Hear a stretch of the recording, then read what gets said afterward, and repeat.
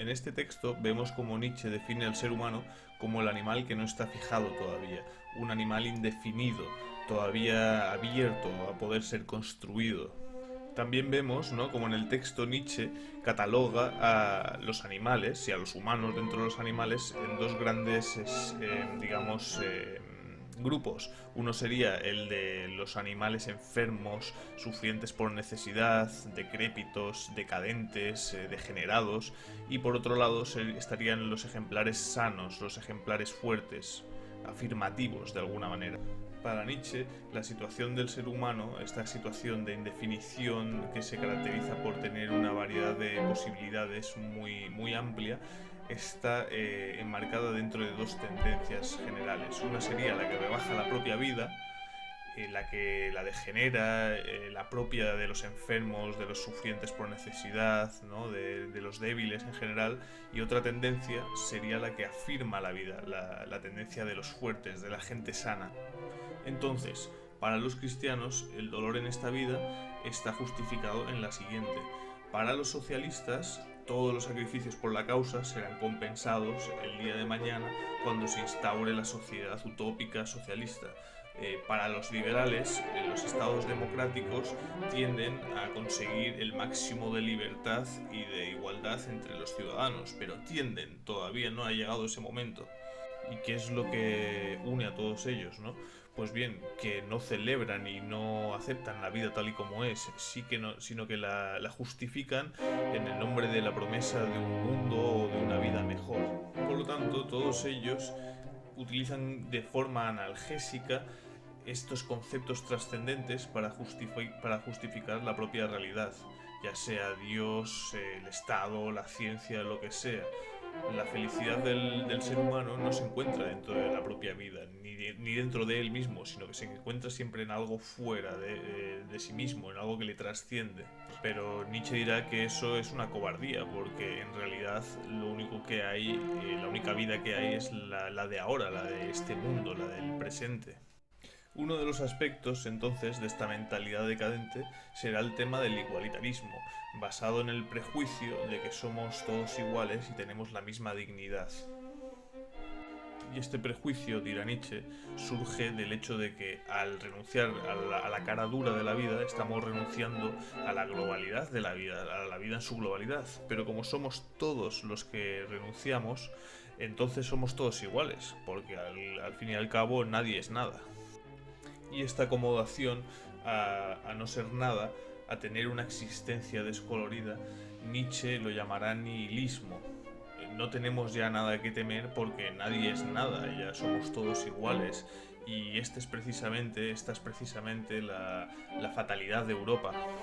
Y como dice Nietzsche, al haberle perdido el temor al hombre, a su vez hemos perdido el amor hacia él, hemos perdido el respeto hacia él y la esperanza. Así que, en contra de posiciones igualitaristas, Nietzsche defiende una visión aristocrática de la vida, diciendo que hay dos tipos de personas.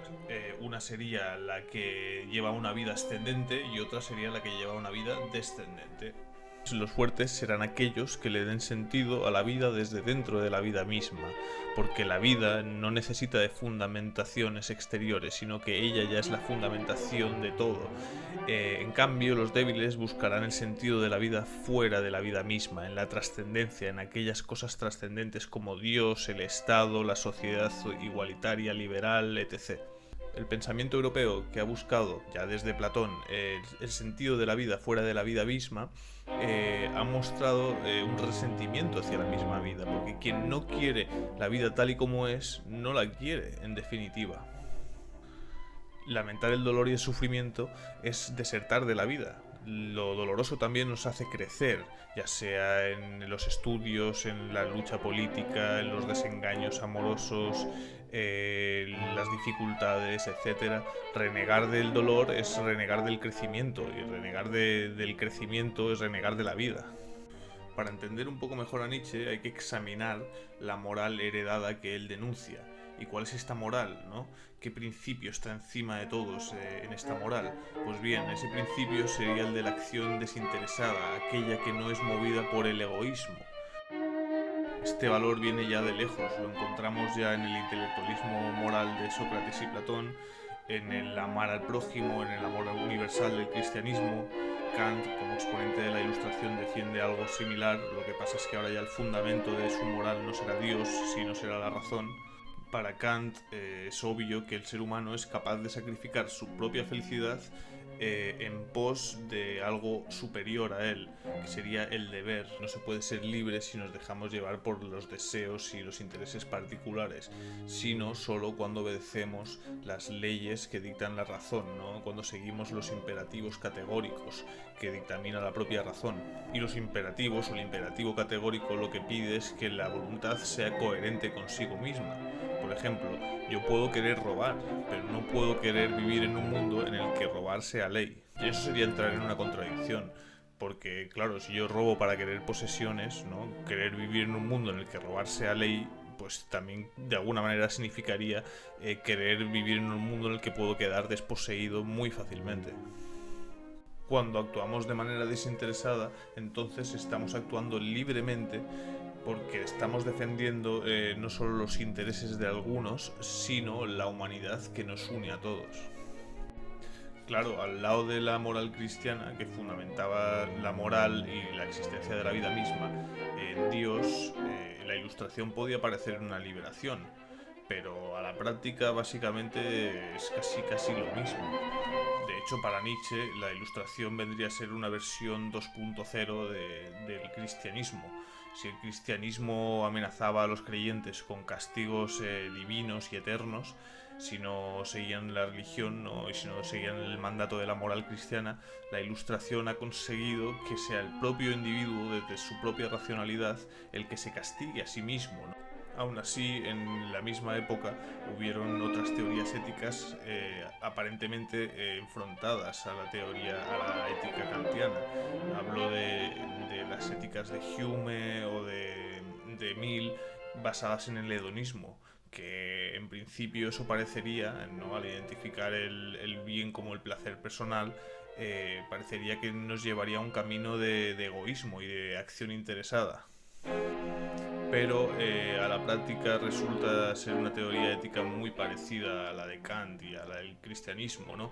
Puesto que con su concepto, su noción de simpatía, ese instinto natural en todos los seres humanos, Mill nos explica que nuestra felicidad depende de la felicidad de los demás y por lo tanto es una especie de trampa, ¿no? Para acabar coincidiendo con lo que dicen tanto cristianos como kantianos. Pues bien, Nietzsche dirá que la moralidad, esta moralidad heredada, es la causa de la decadencia en nuestro tiempo.